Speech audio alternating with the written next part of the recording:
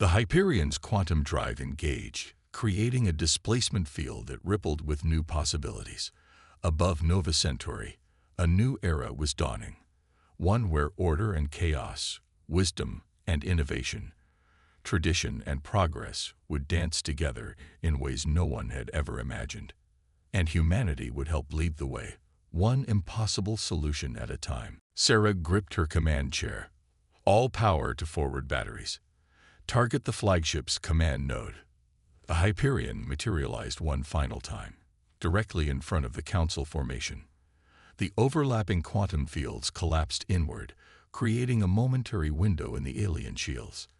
In that fraction of a second, the human ship fired everything it had. The Council flagship's perfect crystalline hull shattered, secondary explosions cascading through its structure. As the massive vessel began to break apart, chaos erupted in the alien formation. Their precise geometric pattern dissolved into confusion. "Channel open to all frequencies," Sarah announced, her voice steady. "This is Commander Chen of the Earth ship Hyperion.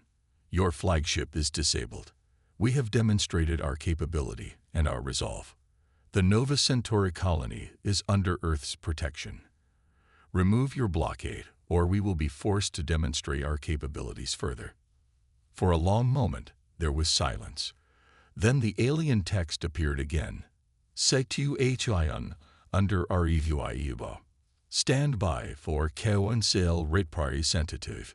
Sarah allowed herself to breathe. The real challenge was just beginning. But humanity had made its point. They wouldn't be dismissed as primitives any longer. "Well done, everyone," she said quietly. "But stay alert. Something tells me the Galactic Council isn't used to being surprised. And they won't take it well." As if in response, new ships began appearing at the edge of the system. Larger ships. The Council wasn't finished with humanity. Not by a long shot. But neither was humanity finished surprising them. The massive Council reinforcements emerged from hyperspace like a storm of crystalline daggers, their hulls catching the light of Nova Centauri's sun. Commander Chen counted at least 50 new vessels, each one larger and more imposing than those in the original blockade. The Hyperion's victory over their flagship had certainly got their attention. "Incoming transmission," Lieutenant Wang announced. Different frequency than before. A holographic figure materialized on the bridge, tall, ethereal, with iridescent skin and multiple sets of eyes arranged in a geometric pattern. When it spoke, its words carried an air of ancient authority. "I am High Arbiter Zixtal of the Galactic Council Security Fleet. Your attack on our containment vessels represents a serious breach of Council protocol. Surrender your vessel immediately, or face immediate dissolution." Sarah stood from her command chair, meeting the alien's gaze steadily. "This is Commander Chen. Your blockade of a sovereign human colony represents an act of war against Earth.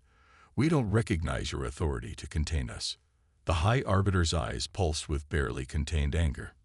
"You are children playing with forces you cannot comprehend. The Council has guided the development of species for 50,000 years.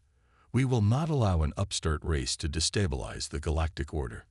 Dr. Patel's voice came quietly over Sarah's personal calm. "Commander, I've analyzed their new ships. The quantum displacement trick won't work again. They've adapted their shields. But I noticed something about their formation." Sarah kept her expression neutral as she listened to her engineer's observations. The Council's perfect, mathematical formations betrayed a fundamental weakness, a rigid adherence to established protocols. They fought like an advanced civilization that hadn't faced a real challenge in millennia. "You have one planetary rotation to comply," Zixtal declared. "After that, we will demonstrate the true power of Council technology." The hologram vanished, leaving the bridge in tense silence. Sarah turned to her crew, a plan already forming. "Dr. Patel, how quickly can you modify our sensor drones to emit false quantum signatures?" The engineer's eyes lit up with understanding. "An hour, maybe less. But, Commander, they'll only fool their sensors for a few minutes at most." "A few minutes is all we need." Sarah pulled up the tactical display. "Mr. Rivera, Remember that training exercise in the Kuiper Belt? The one that nearly got us all court-martialed. Her first officer grinned. The Kuiper Gambit. That's insane, Commander. I love it. Over the next hour, the crew of the Hyperion worked with practiced efficiency. Supply pods were modified into sensor decoys. Power systems were recalibrated in ways their designers had never intended. The Council ships maintained their perfect formation, watching, waiting. They're so convinced of their superiority. Sarah mused, they can't imagine we try anything else after our first trick failed. Mr. Wong, begin drone deployment. Random pattern, maximum dispersal. Dozens of small objects ejected from the Hyperion's launch tubes, each one broadcasting the signature of a quantum displacement drive powering up.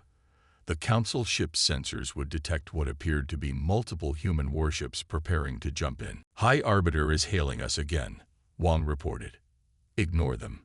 Initiate solar wind collection. The Hyperion's experimental magnetic scoops deployed, drawing in the charged particles streaming from Nova Centauri. It was a system designed to provide emergency propulsion in deep space, but today it would serve a very different purpose. Council ships are moving to intercept the Phantom signatures, Rivera reported. Their formation is spreading thin, just as predicted. Now comes the dangerous part, Sarah said quietly. Dr. Patel, divert all power to the magnetic containment field. Mr. Wong, plot a direct course for the center of their formation. The Hyperion accelerated straight toward the heart of the Council fleet. Warnings blared as alien weapons locked on, but Sarah kept her eyes fixed on the tactical display. The Council ships were arranging themselves in a complex three-dimensional net, designed to trap and destroy their target. They're exactly where we want them, Rivera muttered. But if our timing is off by even a second, release magnetic containment on my mark, Sarah ordered. The Council ships drew closer, their weapons charging. They expected the Hyperion to try another quantum jump. They weren't prepared for something far more primitive. Mark. The Hyperion's magnetic containment field collapsed, releasing a massive burst of charged solar plasma directly into the Council formation. At the same instant, the sensor drones detonated, creating a web of quantum disruptions. The combination of natural and artificial phenomena played havoc with the Council ship's perfect formations and precise calculations. Shields flickered as they tried to compensate for multiple types of interference. Communication links broke down. The rigid hierarchy of their command structure became their greatest weakness as individual ships waited for orders that couldn't get through. Launch countermeasures, Sarah commanded. Full spread. The Hyperion released a cloud of metallic chaff, a technology so old the Council ships didn't even recognize it as a threat. But combined with the plasma burst and quantum disruptions, it created a perfect storm of sensor chaos. Council ships began firing blindly, their shots going wide or hitting their own vessels. We've opened a gap in their line, Wong reported triumphantly. Colony ships are launching from the surface. Sarah allowed herself a tight smile. The colonists had recognized their opportunity. While the Council fleet was in disarray, they could evacuate their most vulnerable citizens. This is Commander Chen to all Council vessels, she broadcast. Your perfectly ordered formation has been disrupted by technology you considered primitive. Your sensors are blind. Your communications are corrupted. You can either withdraw to restore your systems, or continue this fight with a lesser species that just proved we can think in ways you've forgotten. For several tense moments, the Council ships hung in space, their previous geometric precision shattered. Then, one by one, they began to pull back, retreating to a safe distance to recover from the unexpected chaos. The hologram of High Arbiter Zixtal appeared again, but this time there was something new in his multiple eyes. Uncertainty. This discussion is not over, Commander Chen. The Council will not forget this defiance. Good, Sarah replied firmly. Remember it well. Remember that humanity won't be contained or controlled. We've only shown you a fraction of what we can do when pushed. As the Council ships withdrew to regroup, Sarah knew this was far from over. The Council would return with new tactics, New technology, new attempts to assert their authority. But they'd learned an important lesson today. Humanity's greatest strength wasn't their technology, but their ability to think beyond established boundaries. Status of the colony evacuation, she asked. First wave of ships is away, Rivera reported. But we've got a new problem, Commander. Long-range sensors are picking up something big coming out of hyperspace. Really big. Sarah nodded grimly. The Council's real power play begins. Alert all hands. This was just the warm-up round. The massive shape that emerged from hyperspace dwarfed everything else in the system. It wasn't just a ship. It was a mobile city, a testament to the Council's technological supremacy. Its surface rippled with geometric patterns of light, each shift revealing new layers of weaponry and defenses. Energy readings are off the scale, Wang reported, his voice hushed. That thing could probably crack a planet. But Commander Chen's attention was drawn to something else. Smaller ships slipping out from behind the Council's supervessel. These weren't the crystalline daggers of the regular fleet. These ships were organic, flowing, almost alive. New contact, Wang announced. It's broadcasting on all frequencies, including some I've never seen before. The hologram that appeared on the bridge wasn't the stern visage of High Arbiter Zixtal. Instead, a being of swirling energy stood before them, its form barely contained within a translucent environmental field. When it spoke, its words seemed to resonate directly in their minds. I am Elder Nexus Valora. I have observed your tactics, humans. You are interesting. Perhaps we should talk before any more ships are damaged. Sarah exchanged glances with Rivera. This was unexpected. The Council had never offered to negotiate before. We're willing to talk, Sarah replied carefully. But our colony remains under our protection. Of course. The Elder's form shimmed with what might have been amusement. Please, join me aboard the Celestial Mandate. I believe it's time you understood your place in a larger game. Dr. Patel's voice came over the private channel. Commander, those organic ships that arrived with the super vessel, they're transmitting on encrypted frequencies. But they're not talking to the Council fleet. They're talking to each other. Sarah made her decision. I accept, Elder Valera, but I'll need assurances for my ship and crew. You have them. And Commander, bring your talented engineer. Her insights might prove relevant.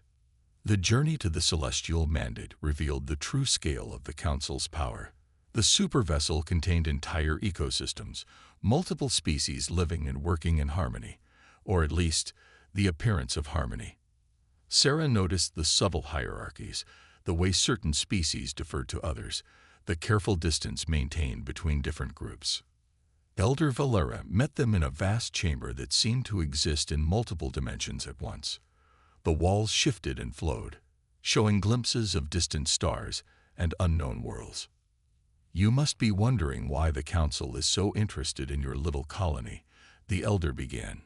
Why commit such resources to containing a single outpost of a young species? The thought had crossed our minds. Sarah replied dryly. The Elder's form pulsed with energy. Tell me, Commander Chen, how long did it take your species to develop quantum displacement technology? 15 years from theoretical concept to practical application. 15 years. Valera's tone held something like wonder. The Zreets, our fastest developing species before you, took a century. Most take several hundred years. This is why you frighten the Council.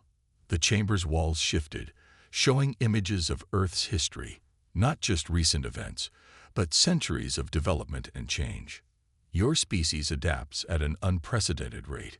You take concepts and push them in directions we never considered. The quantum displacement trick you used against our flagship, our engineers are still trying to understand how you conceived of such chaos. Dr. Patel spoke up. But surely the Council has encountered other innovative species. Oh yes, Valera replied. And they were all carefully guided. Their development shaped to fit the Council's vision of order. Some of my colleagues believe humanity needs similar guidance. Others, The elder gestured to the organic ships visible through the chamber's shifting walls. Others see an opportunity. Understanding dawned. Those aren't council ships out there, Sarah said. They're independent species, ones that broke away. Very good, Commander. The collective of free worlds, species that rejected the Council's guidance. We've watched humanity's progress with great interest. Your colony was never the target. It was bait to see how you would respond to Council authority. Sarah felt her anger rising.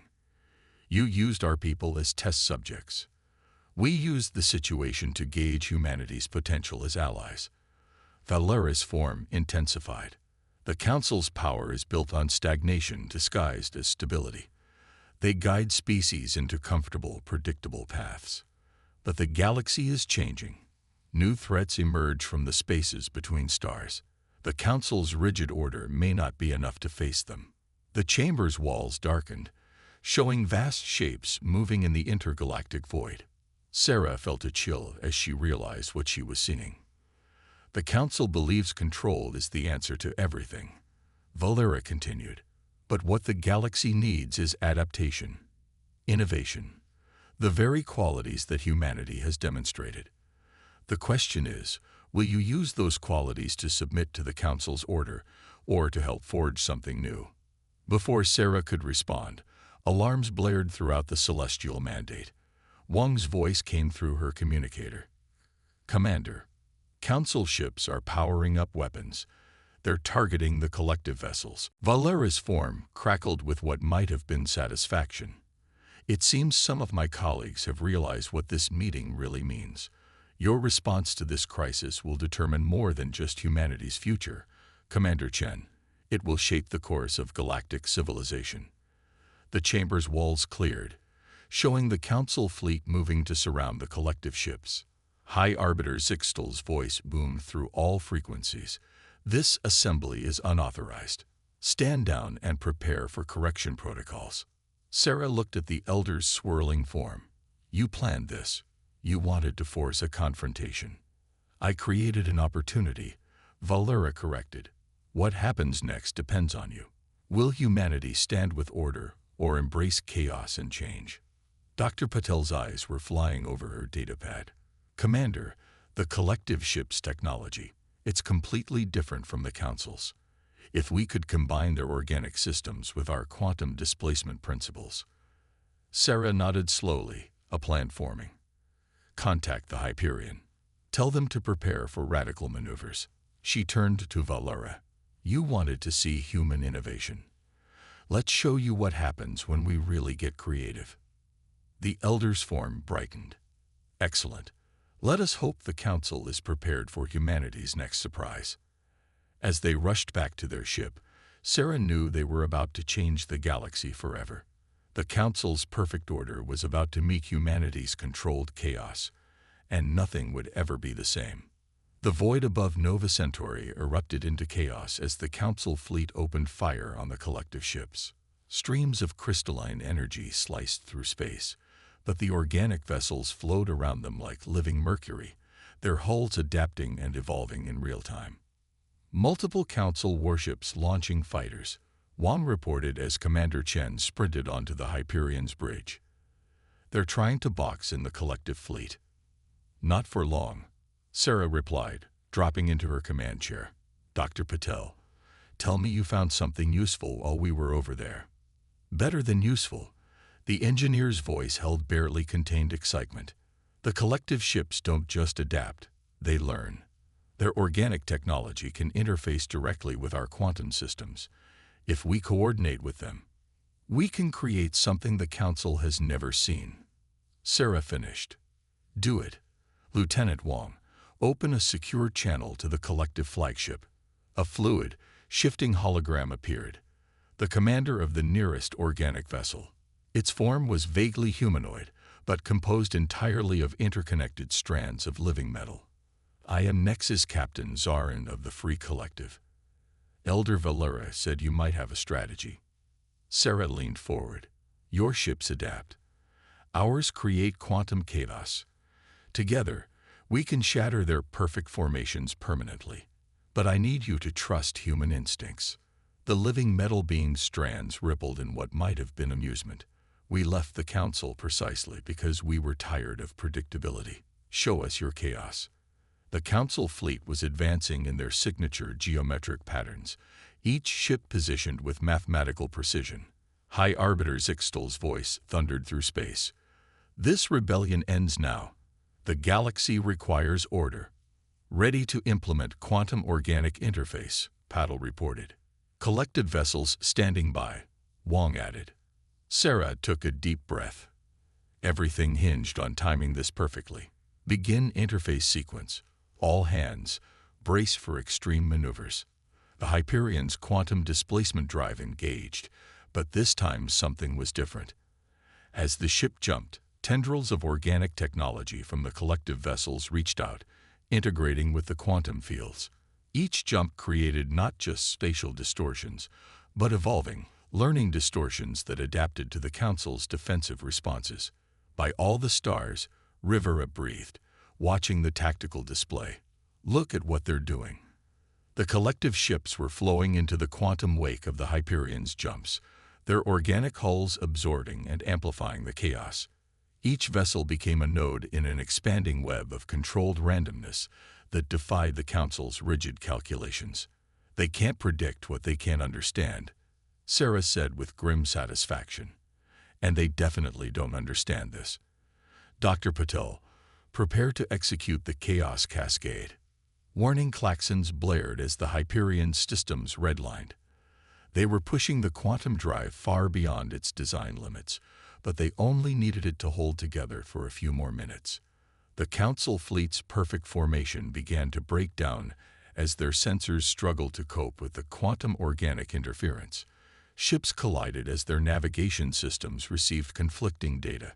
Communication networks crashed as organic algorithms evolved faster than their security protocols could adapt. Collective ships report ready for final phase, Wong announced. But Commander, the Celestial Mandate is moving into position. They're charging their main weapon array. Through the view screen, Sarah watched the massive super vessel's surface ripple with building energy. One shot from that weapon could vaporize the Hyperion and half the collective fleet. Now we see if Elder Valera was right about forcing their hand, she muttered. All ships, execute final jump sequence. Dr. Patel, unleash everything. The Hyperion made one last quantum jump, directly into the heart of the Council formation. But this time, instead of emerging normally, it created a cascade of quantum duplicates, mirror images formed of probability and organic computing. Each duplicate generated its own displacement field, each field amplified by the collective ship's adaptive technology. Space itself seemed to shudder as ordered reality collided with controlled impossibility. Council ships found themselves surrounded by quantum echoes that couldn't exist, their sensors overloading as they tried to target threats that were simultaneously everywhere and nowhere. Celestial Mandate's weapon is at critical charge, Wong reported tensely. They're firing. The super vessel's main array blazed with apocalyptic power and missed completely as its targeting systems failed to compensate for the quantum organic chaos. The beam of energy spiraled harmlessly into deep space, leaving the Mandate vulnerable. Council fleet's formation is completely broken, Rivera announced triumphantly. Their command and control network is offline. Individual ships are going into emergency shutdown to protect their systems. Sarah opened a channel to all frequencies. This is Commander Chen. Your perfect order has failed, High Arbiter. The galaxy is evolving.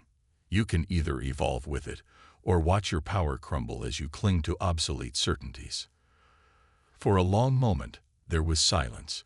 Then High Arbiter Zixtal's hologram appeared on the bridge, but the ancient being's usual arrogance had been replaced by something approaching respect. Perhaps, the Arbiter said slowly, the Council's definition of order requires updating. The Council exists to guide. Elder Valera's voice joined in, their energy form materializing beside Zixtal's.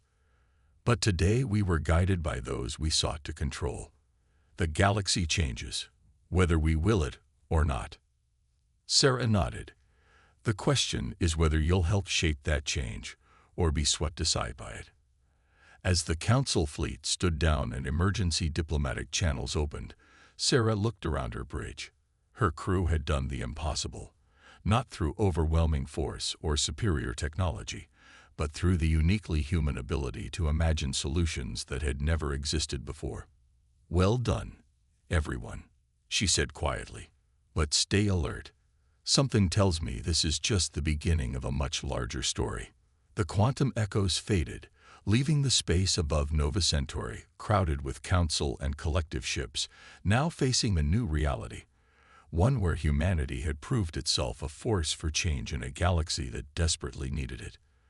But as Sarah watched the celestial mandate's weapons power down, she couldn't shake the feeling that they'd glimpsed only the surface of the Council's true power. The real challenges and opportunities were just beginning. 3 days after the Battle of Nova Centauri, Commander Sarah Chen stood in a chamber that shouldn't have been possible. The Council's emergency assembly hall existed in multiple dimensions simultaneously, with representatives from 100 species occupying the same space in different phases of reality. The effect was dizzying, but Sarah kept her focus on the central platform, where High Arbiter Zixtal and Elder Valara were addressing the gathered delegates. The events at Nova Centauri cannot be ignored. Zixtal's voice resonated through all phases of space. For 50,000 years, the Council has maintained order through control and guidance. Yet in a single encounter, humanity demonstrated that true stability comes not from rigid adherence to established patterns, but from the ability to adapt and evolve. More than that, Valera's energy form pulsed. They showed us that chaos and order are not opposites, but complementary forces. The quantum organic interface they created with the collective proves that unprecedented combinations are possible. Dr. Paddle stood beside Sarah, her eyes wide as she studied the multi-dimensional architecture. "They still don't quite understand how we did it," she whispered. "Their scientists have been analyzing the data for days, but they can't grasp how we conceived of such an irregular solution." "That's exactly why they need us," Sarah replied quietly. "And why we need them." The assembly hall shifted, its reality phases aligning to show images from across the galaxy, ancient threats stirring in the spaces between stars, emerging civilizations taking their first steps into space, mysteries that even the Council's vast knowledge couldn't explain. "The galaxy stands at a crossroads," Zixtal continued. "The old methods of control and containment are no longer sufficient. We propose a new approach, one that combines the Council's experience with humanity's innovation and the collective's adaptability." Murmurs rippled through the assembled delegates. Some were clearly uncomfortable with such dramatic change, while others seemed energized by the possibilities. "The human quantum displacement drive," Valera gestured, creating a holographic display of the Hyperion systems, "takes what we thought was impossible and makes it routine. Their colony on Nova Centauri demonstrates their drive to expand and explore. But most importantly, their response to our challenge shows their capacity to find solutions we never imagined." Sarah stepped forward as planned, addressing the assembly. "Humanity doesn't seek to disrupt your civilization," she said, her voice carrying to all phases of the chamber. "We offer partnership, our innovation combined with your wisdom, our adaptability enhanced by your technology. Together, we can face challenges that would overwhelm any of us alone." The chamber erupted in discussion, hundreds of species debating simultaneously in a cascade of overlapping realities. Sarah caught fragments of conversation. Concerns about moving too fast, excitement about new possibilities, fears about losing traditional ways. Then a new voice cut through the chaos, the living metal form of Nexus Captain Zarin. "The collective stands with humanity. We who broke away from the Council's rigid control have seen what becomes possible when different approaches combine." The quantum organic interface was just the beginning. Indeed, Valera's energy form brightened. "Our scientists' project that combining Council phase tech with human quantum mechanics and collective organic computing could revolutionize everything from space travel to energy production." but only if we work together as equals. High Arbiter Zixtol raised all 4 sets of hands, silencing the chamber. We call for a vote. The proposal: to establish a new galactic concord, where council, human, and collective representatives work together to guide our civilization's development. Not through control, but through cooperation and innovation. Sarah held her breath as the vote rippled through dimensions. This was the moment that would determine not just humanity's future, but the course of galactic civilization. The results materialized in streams of light, overwhelming approval. The galaxy was ready for change. Commander Chen, Zixtol turned to her. Humanity's first official act as part of the Concord will be to help establish a new Academy of Innovation. Your quantum organic interface proved that combining different approaches creates something greater than the sum of its parts. We need more of that thinking. The Academy will be based at Nova Centauri, Valera added. Your colony that sparked this change will become a symbol of our new cooperation. As the assembly concluded and reality phases began separating again, Dr. Patel touched Sarah's arm. Commander, look. She pointed to her data pad, showing readings from the Hyperion's long-range sensors. Those anomalies in intergalactic space that Valera showed us. They're moving. Whatever's out there, it's getting closer. Sarah nodded grimly. Then it's a good thing we're not facing it alone anymore. She smiled slightly. Besides, imagine what we can create when we really start combining technologies. Humanity's never been good at accepting limitations. Back aboard the Hyperion, Sarah looked out at the transformed space around Nova Centauri. Council ships now floated peacefully beside collective vessels, their crews beginning the complex work of building something new. Earth's first colony had become the catalyst for change on a galactic scale. Setting course for Earth, Commander, Rivera asked from his station. They'll want a full report on everything that's happened. Not yet, Sarah replied, studying the tactical display. First, we need to test some theories Dr. Patel has about combining Council phase drive with our quantum systems. If those anomalies are what we think they are, we're going to need every advantage we can create. She sat in her command chair, feeling the familiar hum of the Hyperion's engines. Humanity's greatest gift isn't our technology or even our adaptability, she mused. It's our ability to look at the impossible and say, why not? The galaxy just got a lot bigger and a lot stranger, just the way we like it. The Hyperion materialized at the edge of the Nova Centauri system in a brilliant flash of light, its quantum displacement drive dispersing waves of exotic particles in its wake. Commander Sarah Chen watched through the bridge's panoramic viewport as the familiar sight of humanity's first extrasolar colony came into view, or should have. Instead, a wall of alien warships dominated the scene, their crystalline hulls refracting starlight like a barrier of diamonds. Multiple contacts, Commander. Lieutenant Marcus Wong reported from his sensor station, his voice tight. I count 37 vessels of unknown configuration. Energy readings are massive. He paused, double-checking his instruments. They're putting out more power than our entire Sol defense fleet combined. Sarah's jaw clenched.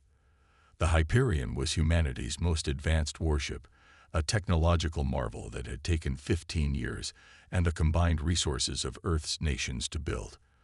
But it was still just one ship, and an experimental one at that.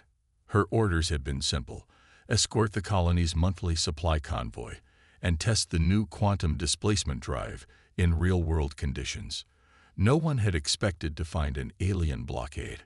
Open a channel, she ordered. All frequencies. Before her communications officer could comply, a beam of purple light swept across the bridge. Sarah felt a tingling sensation as alien characters materialized in the air before her, reforming into English text. A T-N-Tyon human vessel.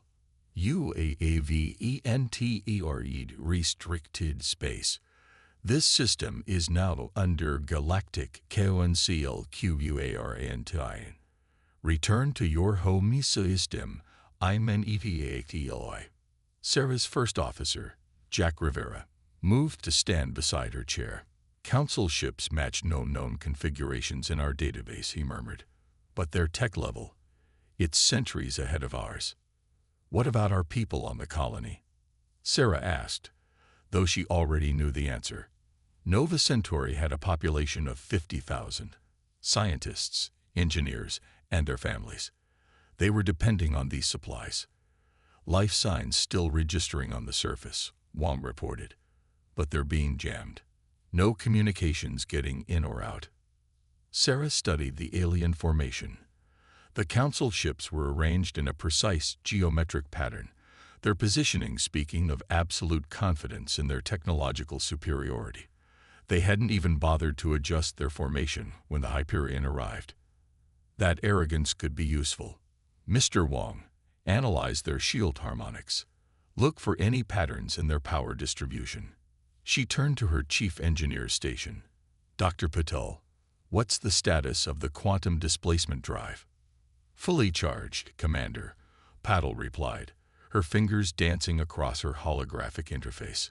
But we've never attempted a jump this precise. The calculations would need to be perfect, Sarah finished, or we'd materialize inside one of their ships. She allowed herself a grim smile. Good thing we have the best engineer in the fleet. The bridge crew straightened in their seats, recognition dawning in their eyes. The Hyperion might be outgunned, but they had something the Council ships didn't. The desperate ingenuity of a species that had clawed its way to the stars through sheer determination. Plot a series of micro-jumps, Sarah ordered. I want to appear at these coordinates. She sent a series of points to the tactical display. Each jump less than a second apart. Make it look like we're trying to run. Commander, Rivera cautioned, if they recognize what we're actually doing. They won't, Sarah said with certainty, because no primitive species would be crazy enough to attempt it. The Council ships remained motionless as the Hyperion's engines powered up. Their message repeated, Return to your home system, I'm MEDA Heloi. Sarah took a deep breath. All hands, battle stations, execute jump sequence on my mark. The Hyperion vanished in a flash of quantum energy, reappearing 2 kilometers to port of the alien formation. Before the Council ships could react, it jumped again and again, each displacement creating a cascade of spatial distortions. To the alien sensors, it would appear as if the human ship was frantically trying to find a gap in their blockade. In reality, each jump was precisely calculated to layer quantum disruption fields in a complex 3-dimensional pattern. The Council ship's shields were impressive, but they had a fatal flaw. They were too perfect, too rigidly maintained. They weren't designed to handle the chaos of overlapping quantum fields. Pattern complete in 3 jumps, Patel reported, sweat beading on her forehead as she maintained the precise calculations. Shield harmonics are destabilizing. 2 jumps. The Council ships were finally moving, their crystalline hulls blazing with energy as they attempted to target the erratically jumping human vessel. 1 jump.